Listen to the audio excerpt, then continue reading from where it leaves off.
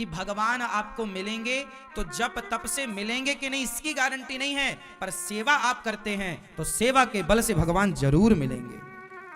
सेवा का बल सबसे श्रेष्ठ बल है,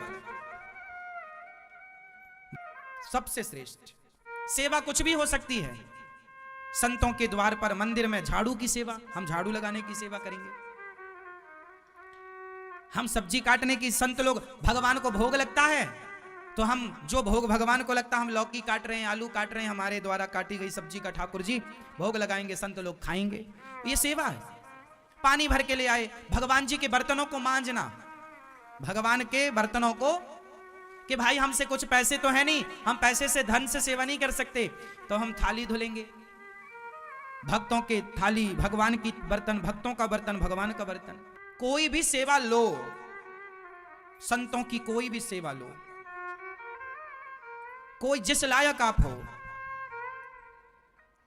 भगवान के मंदिर में प्रांगण में झाड़ू की सेवा, पोंछे की सेवा, चूल्हा सुलगाने की सेवा, लकड़ी लाने की सेवा, कंडे लाने की सेवा, सब्जी लाने की सेवा, पानी भरने की सेवा, कुछ भी सेवा, सेवा जरूर हो। माँ बाप की सेवा, माँ की सेवा, पिता की सेवा, पति की सेवा, बूढ़ों की सेवा, अतिथि की सेवा, भगवान की सेवा। सबको इसी दृष्टि से देखो कि ये भगवान है, सबकी सेवा। और देखो सेवा, कोई ना कोई सेवा जरूर करो, सेवा के बिना नहीं। आजकल के लोग ना सेवा को छोटा समझते हैं। चलो बताओ, लक्ष्मण जी ने 14 साल तक क्या किया? राम जी के लिए जंगल से लकड़ी लाना, राम जी के लिए सीता मैया पानी भरने नहीं जाती थी नदी से, लक्ष्मण जी पानी भरते थे। प्रभु की सेवा, पानी की सेवा। जंगल में फल वनस्पति जो राम जी खाते थे, राम फल, सीता फल, सिया मैया के लिए फल लक्ष्मण जी लाए, राम जी के लिए फल लक्ष्मण जी लाए। और राम जी सीता जी तो खाएं, पर लक्ष्मण जी खाते नहीं थे, सेवा में लगे रहे। सबसे सेवक धर्म कठोरा, सबसे बड़ा काम है सेवा। और आजकल का आदमी सेवा नहीं, बेटा अपने बाप की सेवा करने को तैयार नहीं है, बेटा अपनी माँ की सेवा करने को आजकल तैयार नहीं है। सेवा बहुत बड़ा काम है, सेवा नहीं करता आदमी। जबकि भगवान कैसे, सब में भगवान का भाव रखो और सबकी सेवा करो, सबकी सेवा। जैसे लक्ष्मण जी ने सेवा की अयोध्या जी में अच्छे ना, तो वहां हमें बाल भोग बनाने की सेवा मिली थी। बाल भोग मतलब समझते हैं? सुबह का नाश्ता,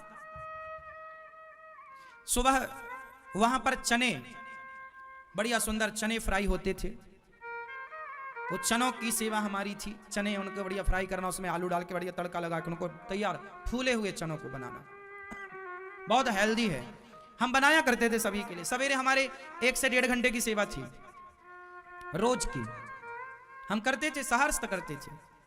इतना बड़ा तवा था, तवा जिस पर रोटी बनती है, वो तवा चूल्हे पर चढ़ाने की सेवा थी हमारी।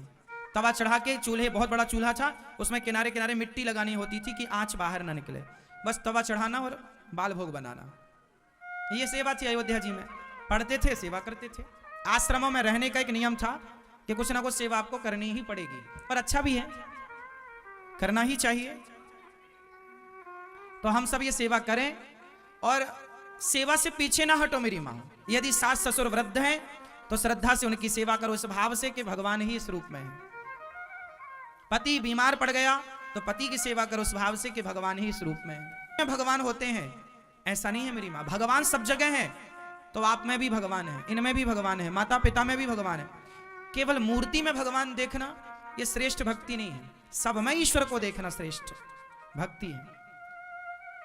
अच्छा ये बताओ, मंदिर में जो मूर्ति है उसे किसने बनाया है? किसी इंसान ने? बोलो हाँ। मंदिर में जो मूर्तियां हैं उन्हें किसी ना किसी इंसान ने बनाया है। लेकिन जो आपकी मां है, मंदिर की मूर्तियों में प्राणों की प्रतिष्ठा किसी इंसान ने की है, पर जो आपके माता पिता हैं उन्हें बनाया भी भगवान ने है और उनके भीतर प्राणों की प्रतिष्ठा भी भगवान ने ही की है। आपके भीतर प्राण प्रतिष्ठा किसने की है? तो यदि इंसानों की बनाई मूर्ति का इतना आदर है तो भगवान की बनाई मूर्ति का तो और आदर होना चाहिए अपने माँ बाप का।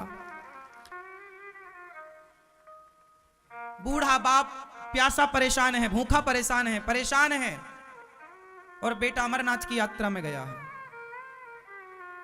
यात्राएं करो, मना नहीं कर रहे हैं, अमरनाथ की यात्रा करो, वैष्णव देवी का दर्शन करो, सब जगह जाओ, आओ, मना नहीं है, लेकिन माँ बाप के साथ जाओ।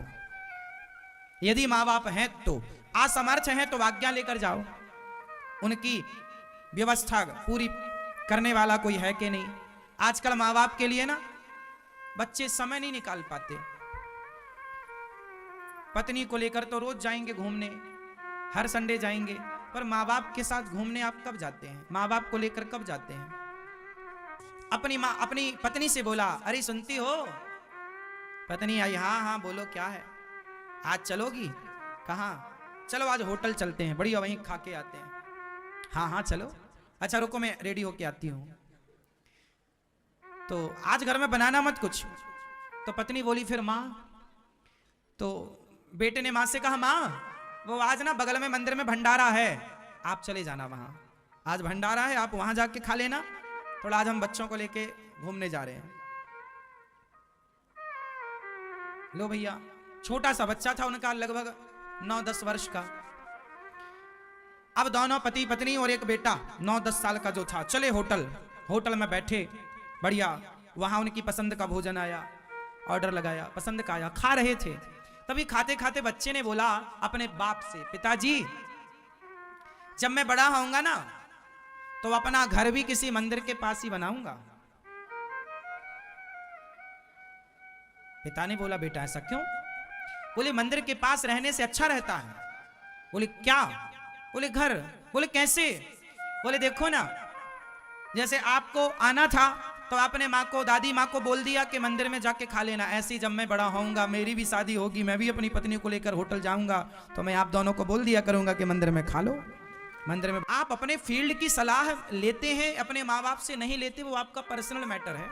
आप अपना बिजनेस करो, व्यापार करो, माँ बाप की सलाह लेना है नहीं लेना आपकी मर्जी, पर माँ बाप का सम्मान।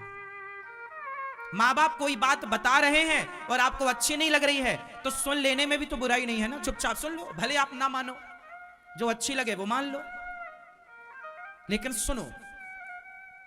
माँ बाप की बातें माँ बाप के सामने काटो मत के, नहीं तो हमें सलाह मत दो। माँ बाप तो हमेशा सलाह देते हैं। आप कोई भी काम करेंगे तो माँ अपने से बोलने लग जाएगी, बेटा जरा सोच विचार के करना, ये काम अच्छा है या नहीं है, और वो अपनी जगह सही भी है। अब आपको अच्छा लगे तो ठीक है माँ की, और माँ को ना हर बात में बोलना, माँ को टोकना, बोल, माँ बाप जो बोल रहे हैं सुन लिया करो।